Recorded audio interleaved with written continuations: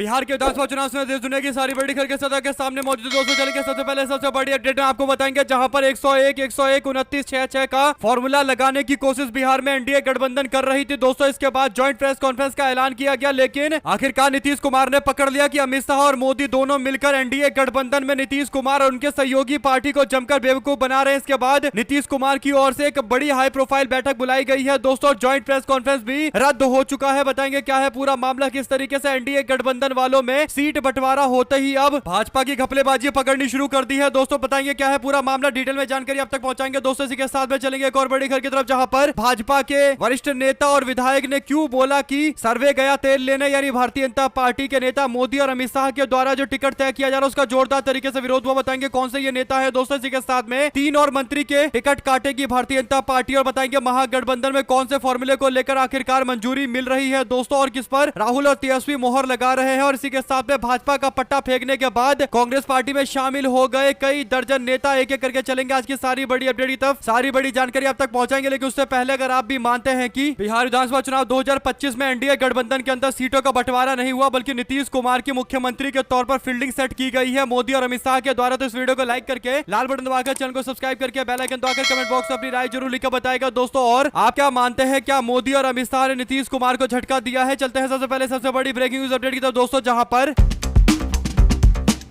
रविवार को भारतीय जनता पार्टी के कई सारे वरिष्ठ नेताओं के साथ में जनता दल यूनाइटेड के नेताओं की मुलाकात के बाद आखिरकार टिकटों के बंटवारे को लेकर, सीटों के बंटवारे को लेकर अनाउंसमेंट कर दिया गया था दोस्तों। जनता दल यूनाइटेड और भारतीय जनता पार्टी पहली बार बिहार के इतिहास में बराबर सीटों पर चुनाव लड़ने जा रहे हैं, यानी भाजपा 101 सीटों पर लड़ेगी और जनता दल यूनाइटेड को भी 101 सीटें दी गई है दोस्तों। इसके बाद भारतीय जनता पार्टी ने चिराग पासवान से दबाव बनवाने के बाद चिराग पासवान को 29 सीटें जनता दल यूनाइटेड से दिलवा दी दोस्तों। और इसके बाद हम पार्टी को मात्र 6 सीटें दी गई और उपेंद्र कुशवाहा को भी मात्र 6 सीटें दी गई, यानी नीतीश कुमार के कोटे से जो 2 नेता है, एक उपेंद्र कुशवाहा और एक जीतन राम मांझी, दोनों को मिलाकर कुल 12 सीटें दी गई है लड़ने के लिए, जबकि भाजपा के कोटे के नेता चिराग पासवान को अकेले 29 सीटें लड़ने के लिए दे दिया गया है। तो आप कह सकते हैं कि भारतीय जनता पार्टी इस बार अपने और सहयोगी चिराग पासवान के साथ मिलकर 130 सीटों पर चुनाव लड़ने जा रही है दोस्तों, जबकि नीतीश कुमार की पार्टी केवल 113 सीटों पर चुनाव लड़ रही है। और नीतीश कुमार की पार्टी पहली बार बिहार में इतने कम सीटों पर चुनाव लड़ रही है, और भाजपा इनडायरेक्ट तरीके से नीतीश कुमार की पार्टी के बड़े भाई की भूमिका में आने की कोशिश कर रहे थे दोस्तों। जैसे ही नीतीश कुमार को यह खबर लगी कि संजय झा ने भारतीय जनता पार्टी के साथ मिलकर जनता दल यूनाइटेड को बिहार की राजनीति से सदा सर्वदा के लिए मिटाने की एक साजिश रची है, इसके बाद नीतीश कुमार एक्टिव होते हैं दोस्तों। और बीते दिन अचानक से खबर सामने आती है कि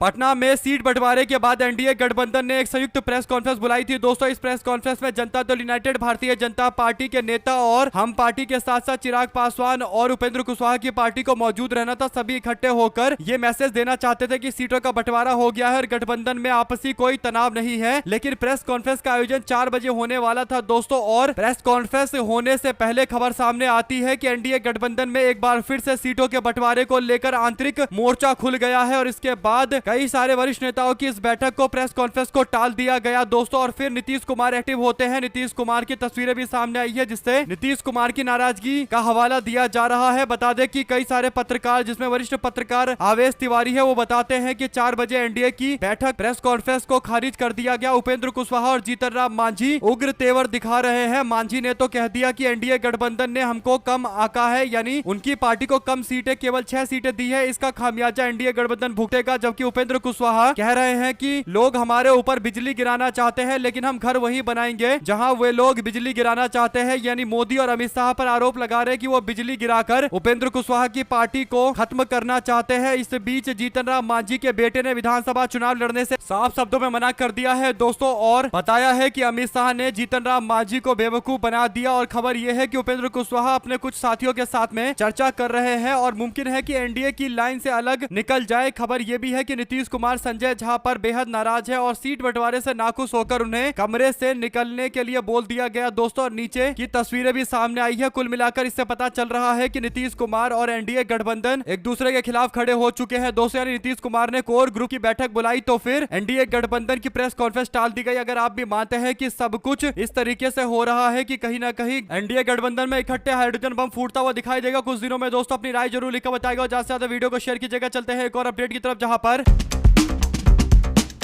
ब्रह्मपुर सीट से दावेदार भारतीय जनता पार्टी के नेता संतोष ने जोरदार तरीके से मोर्चा खोला है। दोस्तों आपको बता दें कि संतोष रंजन, जिनको भारतीय जनता पार्टी की ओर से टिकट चाहिए, भारतीय जनता पार्टी के स्टेट के सचिव है यानी राज्य सचिव है और आरएसएस के नेता है। दोस्तों अच्छा खासा बैकग्राउंड है इनका। इनको बीजेपी चुनावी मैदान में उतारेगी, इस उम्मीद में संतोष रंजन राय इंतजार कर रहे थे दोस्तों। लेकिन इनको खबर मिलती है कि भारतीय जनता पार्टी ने एक तथाकथित सर्वे करवाया है, जिस सर्वे के आधार पर किसी और को टिकट देने की चर्चा चल रही है। इस बात को लेकर उनकी नाराजगी इतनी ज्यादा थी दोस्तों कि उन्होंने सोशल मीडिया पर पोस्ट करते हुए कहा कि सर्वे गया तेल लेने, यानी वो इस बात को मानने को तैयार नहीं है कि सर्वे करवा के भारतीय जनता पार्टी टिकट देती है। वो काफी ज्यादा नाराज है दोस्तों। अगर आप भी मानते हैं कि जो लोग मेहनत करते हैं पार्टी के लिए, आखिरकार पार्टी को उन्हीं को टिकट देना चाहिए, लेकिन भाजपा जिस तरीके से अमित शाह और मोदी के कहने पर किसी को भी टिकट दे देते हैं दोस्तों, और कई बार तो लोग टिकट बेचने और खरीदने के आरोप भाजपा और मोदी और अमित शाह पर लगाते हैं, तो ये मामला और ज्यादा आगे बढ़ता हुआ दिखाई देगा। कई सारे नेता और भी इसी तरीके की बातें बोलेंगे कि सर्वे गया तेल लेने। आपकी क्या राय है दोस्तों, लिखकर जरूर बताएगा। चलते हैं एक और अपडेट की तरफ, जहां पर भारतीय जनता पार्टी को अब कई सारे मंत्रियों के भी टिकट काटने पड़ेंगे। ऐसे में एक मंत्री है प्रेम कुमार, जिनका टिकट कटना लगभग पूरी तरीके से पॉसिबल दिखाई दे रहा है, बल्कि कंफर्म ही लग रहा है दोस्तों। और मंत्री मोतीलाल शाह का भी टिकट कटेगा, बल्कि विधानसभा में स्पीकर के तौर पर काम करने वाले नंद किशोर यादव का टिकट कटने का भी पूरी तरीके से तैयारी हो चुका है। दो राय जरूर लिखकर बताइएगा। इसी के साथ में अतरी विधानसभा क्षेत्र को लेकर क्षत्रिय समाज ने जीतन राम मांझी को चेतावनी देते हुए कह दिया कि अगर समाज के उम्मीदवार को मैदान में नहीं उतारा, यानी राजपूत समाज के लोगों को मैदान में नहीं उतारा, तो फिर इस विधानसभा क्षेत्र में डंके की चोट पर विरोध किया जाएगा। आपको बता दें कि खबर यह है कि एक तो जीतन राम मांझी को एनडीए गठबंधन में सीट बंटवारे में केवल 6 सीटें दी जा रही है दोस्तों, जिसमें एक अतरी विधानसभा की भी सीट है, लेकिन उनके साथ दुविधा यह है कि यहां से उम्मीदवार किसको बनाया जाए। अब क्षत्रिय समाज के लोगों ने एक बैठक करते हुए हम पार्टी के नेता जीतन राम मांझी को चेतावनी देते हुए कहा कि अगर उनके वोट चाहिए, क्षत्रिय समाज के वोट चाहिए, तो फिर जीतन राम मांझी को यह सुनिश्चित करना पड़ेगा कि यहां से जो उम्मीदवार लड़े वो जीतन राम मांझी की पार्टी से कोई क्षत्रिय समाज का उम्मीदवार लड़े। तो कुल मिलाकर दोस्तों ओपन चैलेंज दिया गया है। अब देखते हैं जीतन राम मांझी क्या तय करते हैं दोस्तों, क्योंकि मांझी को भी पता है कि भारतीय जनता पार्टी दो धारी तलवार की तरह काम कर रही है। एक तो सीटें कम दी गई, ऊपर से दोस्तों आप लोग जानते हैं कि क्षत्रिय समाज के लोगों की बैठक क्यों हुई होगी, किसके कहने पर हुई होगी, और जीतन राम मांझी को भी अब यहां पर चैलेंज दिया जा रहा है। आप लोग अपनी राय जरूर लिखकर बताइएगा दोस्तों। चलते हैं एक और अपडेट की तरफ, जहां पर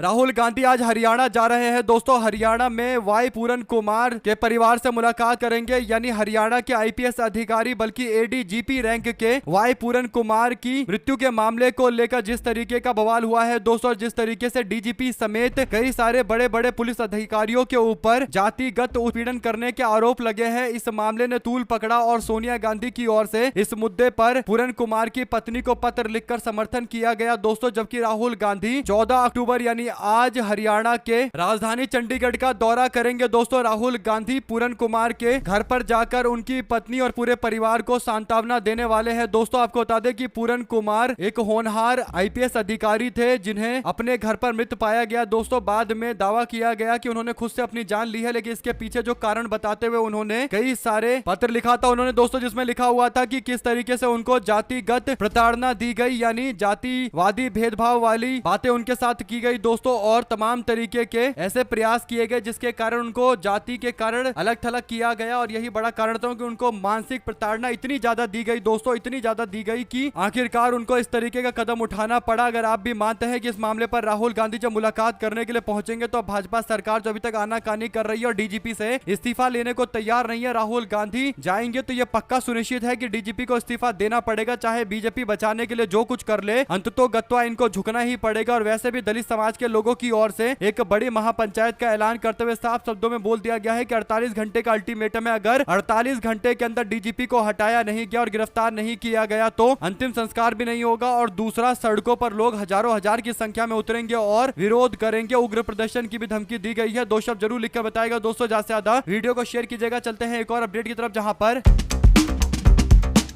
दिल्ली के राव रेवेन्यू कोर्ट ने कथित आईआरसीटीसी घोटाले के मामले को लेकर आरजेडी के प्रमुख लालू यादव और बिहार के पूर्व मुख्यमंत्री राबड़ी देवी जी और उनके बेटे और राज्य के विपक्ष के नेता तेजस्वी यादव के खिलाफ आरोप तय किए हैं दोस्तों। इसके साथ ही बिहार में चुनाव से पहले उनके खिलाफ मुकदमे की तैयारी शुरू कर दी गई है और कोशिश किया जा रहा है कि तेजस्वी यादव को जैसे तैसे चुनाव लड़ने से रोका जाए। तेजस्वी यादव ने अमित शाह का बिहार में दिया गया वो बयान शेयर किया है दोस्तों, जिसमें अमित शाह कह रहे थे कि अब तेजस्वी यादव कभी चुनाव नहीं लड़ पाएंगे। सवाल ये उठता है कि क्या अमित शाह को पहले ही पता चल गया था कि अब चुनाव के बीच में उनके ऊपर केस होने वाला है, केस वापस से रिपोर्ट किया जाएगा और इस मामले पर जांच पड़ताल को और तेज कर दी जाएगी। कुल मिलाकर दोस्तों अमित शाह और उनका मंत्रालय पहले से ही कटघरे में है और ऊपर से इस तरीके के मामले सामने आने के बाद लोग कहीं ना कहीं खुद से अंदाजा लगा ले रहे हैं कि आखिर किस तरीके की साजिश चल रही है तेजस्वी यादव के खिलाफ भी। अगर आप भी मानते हैं कि बिहार विधानसभा चुनाव में इस बार लोग बदलाव करके रहेंगे, बहुत हो गया, अब परिवर्तन से ही बिहार आगे बढ़ पाएगा, तो अपनी राय जरूर लिखकर बताइएगा। दोस्तों चलते हैं एक और अपडेट की तरफ, जहां पर गुजरात की हवा बदल रही है। कांग्रेस पार्टी का कुनबा तेजी के साथ बढ़ रहा है। दरअसल खबर सामने आ रही है गुजरात से, जहां पर एक वीडियो पार्टी की ओर से जारी किया गया है। बताया गया है कि इस वीडियो में सैकड़ों की संख्या में लोग अपने गले में भारतीय जनता पार्टी का पट्टा पहनकर आते हैं और रास्ते में चलते चलते लाइन लगाकर बीजेपी का पट्टा फेंकते जाते हैं और कांग्रेस पार्टी का पटका पहन लेते हैं और इसके बाद पटका पहनते ही कांग्रेस पार्टी के नारे लगाए जाते हैं। दोस्तों एक लंबी सी लाइन दिखाई दे रही है जहां पर केवल लोग ही लोग नजर आ रहे हैं और सभी लोग कांग्रेस पार्टी में शामिल होने के लिए लाइन में लगे हुए हैं। आपको बता दें कि सभी कार्यकर्ताओं का स्वागत करते हुए अमित चावड़ा ने कहा कि भाजपा की जन विरोधी नीतियों और लचर शासन और तानाशाही रवैये से तंग आकर ईडर में 200 भारतीय जनता पार्टी के कार्यकर्ताओं ने बीजेपी छोड़कर कांग्रेस का दामन थामा है। कांग्रेस पार्टी में इन सबका स्वागत है। कांग्रेस पार्टी की रीति नीति आम जन तक पहुंचाने के लिए, विचारधारा को मजबूत करने के लिए ये सभी लोग मिलकर काम करेंगे। यानी अमित चावड़ा पर पूरा भरोसा किया गया राहुल गांधी के द्वारा और उनसे कहा गया है कि वो संगठन का विस्तार करे और अमित चावड़ा अगर इस तरीके से ही पार्टी में कई सारे नेताओं को शामिल करते रहेंगे दोस्तों, तो धीरे धीरे दिनों में देखने को मिलेगा कि भारतीय जनता पार्टी को गुजरात में टाटा अलविदा बाय बाय बोल दिया जाएगा। 2 शब्द जरूर लिखकर बताइएगा दोस्तों, ज्यादा से ज्यादा वीडियो को शेयर कीजिएगा। चलते हैं एक और अपडेट की तरफ, जहां पर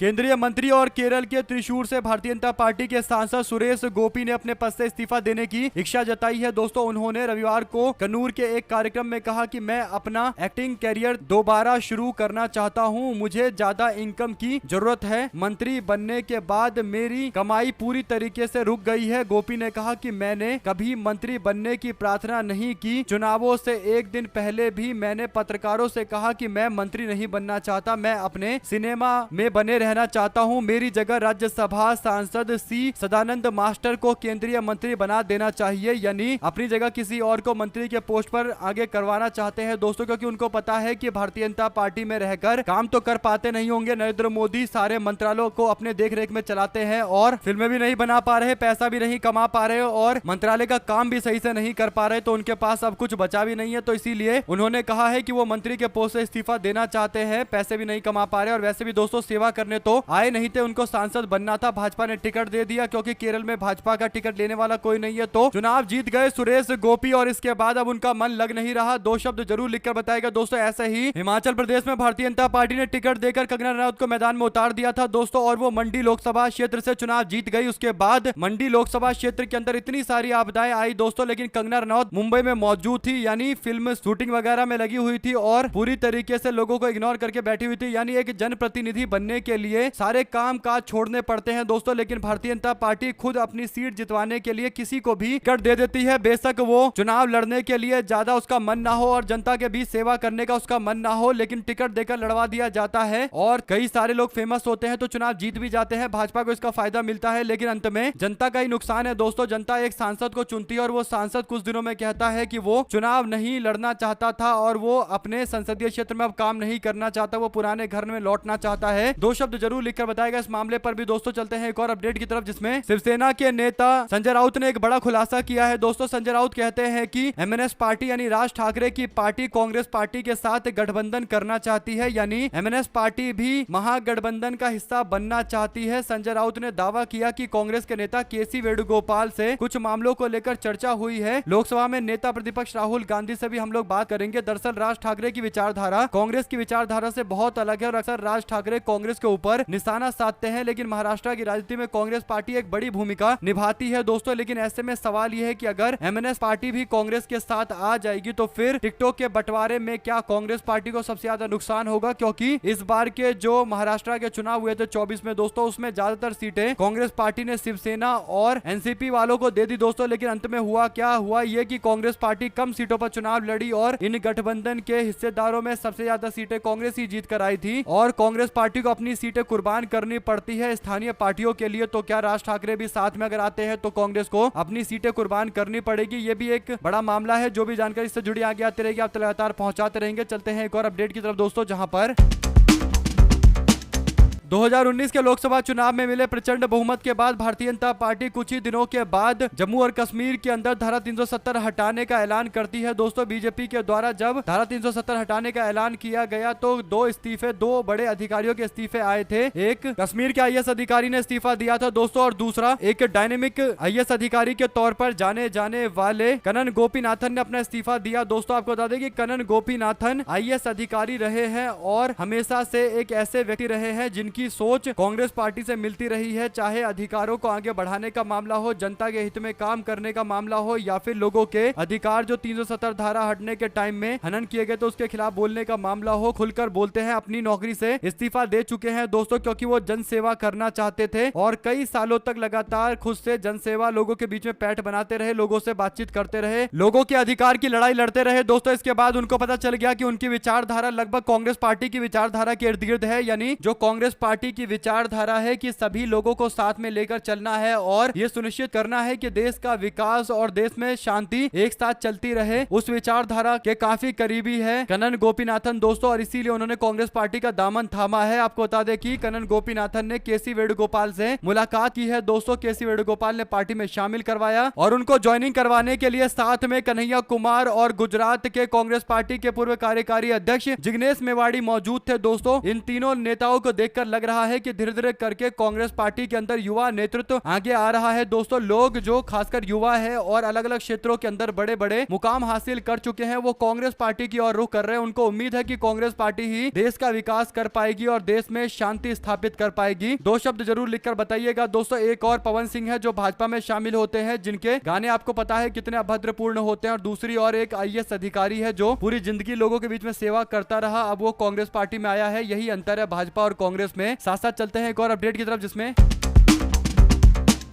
दिल्ली दंगों के मामलों में 2020 में यूएपीए के तहत जेल में बंद स्टूडेंट एक्टिविस्ट शर्जील इमाम अपनी अर्जी में लोकतांत्रिक प्रक्रिया में भाग लेने के लिए अपने अधिकार का हवाला देते हुए कोर्ट पहुंचे दोस्तों। कोर्ट ने उनको विधानसभा चुनाव लड़ने की इजाजत दे दी है और 18वें विधानसभा चुनाव में शर्जील बिहार विधानसभा के किशनगंज की बहादुरगंज सीट से निर्दलीय तौर पर उम्मीदवार बनकर मैदान में उतर सकते हैं दोस्तों। शर्जील इमाम और उनके सहयोगी साथी को जमानत अर्जी निचली अदालत, हाई कोर्ट और सुप्रीम कोर्ट तक से खारिज हो चुकी है। उन पर राजद्रोह और सांप्रदायिक शत्रुता पैदा करने और राष्ट्रीय एकता के खिलाफ भाषण देने के आरोप लगाकर जेल में बंद किया गया है यूएपीए के तहत दोस्तों। ऐसे में चुनाव लड़ने की उनको इजाजत मिल गई है। शर्जील 14 दिनों के लिए जमानत अर्जी पर रिहा हो सकते हैं। देखते हैं बिहार की जनता क्या तय करती है। क्या बिहार की जनता उनको वोट देगी या फिर बिहार की जनता इग्नोर करेगी? ये भी एक बड़ा सवाल है दोस्तों। कई सारे लोग जेल से चुनाव जीत जाते हैं, ये बात तय है। तो क्या शर्जील इमाम को लेकर उस तरीके का लोगों के अंदर एक इमोशन है कि लोग शर्जील इमाम को वोट देंगे? ये एक बड़ा सवाल है। चुनाव के नतीजों से ही ये सब कुछ तय होगा दोस्तों। आप लोग क्या समझते हैं? क्या शर्जील इमाम किशनगंज की सीट पर चुनाव जीत जाएंगे? अपनी राय जरूर लिखकर बताएगा। चलते हैं एक और अपडेट की तरफ दोस्तों, जहां पर बिहार विधानसभा चुनाव से पहले एनडीए में सीट शेयरिंग के ऐलान के बाद जेडीयू ने उम्मीदवारों को सिंबल देना भी शुरू कर दिया है। यानी नीतीश कुमार ने एक और कोर कमेटी की बैठक बुला ली है दोस्तों, और दूसरी ओर संभावित उम्मीदवारों को अब चुनाव चिन्ह बंटवाना शुरू कर दिया है। जनता दल यूनाइटेड के लोगों ने दोस्तों, आपको बता दें कि सीएम हाउस में इस दौरान नीतीश कुमार के साथ जेडीयू के अध्यक्ष ललन सिंह और मंत्री संजय झा भी मौजूद रहे। पार्टी सूत्रों के अनुसार ये कदम इस बात का संकेत है कि जेडीयू ने अपनी सीटों को लेकर अंदरूनी स्तर पर अंतिम फैसला ले लिया है। यानी उन्होंने पहले से ही तय कर लिया था कि कहां पर किस किस को मैदान में उतारना है। बीजेपी के साथ जो सीट शेयरिंग हुई है दोस्तों, उसमें कम से कम 20-25 सीटों को लेकर नीतीश कुमार धोखा महसूस कर रहे हैं और हो सकता है कि कुछ बड़े ऐलान आज ही सामने आ जाए। लेकिन टिकटॉक का बंटवारा भी करना शुरू कर दिया है। यानी दोनों काम जनता दल यूनाइटेड ने करना शुरू कर दिया है दोस्तों। दो शब्द जरूर लिखकर बताइएगा इस पूरे मामले पर भी। इसी के साथ में बिहार में समस्तीपुर में जनसुराज पार्टी अपने प्रत्याशियों की दूसरी सूची जारी करती है दोस्तों, जिसमें उजियारपुर, वारिसनगर, रोसड़ा के साथ साथ हसनपुर विधानसभा क्षेत्र के प्रत्याशियों के नाम की घोषणा की गई, जिनमें से 3 पंचायत में राजनीति से जुड़े लोगों को तवज्जो दी गई है, जबकि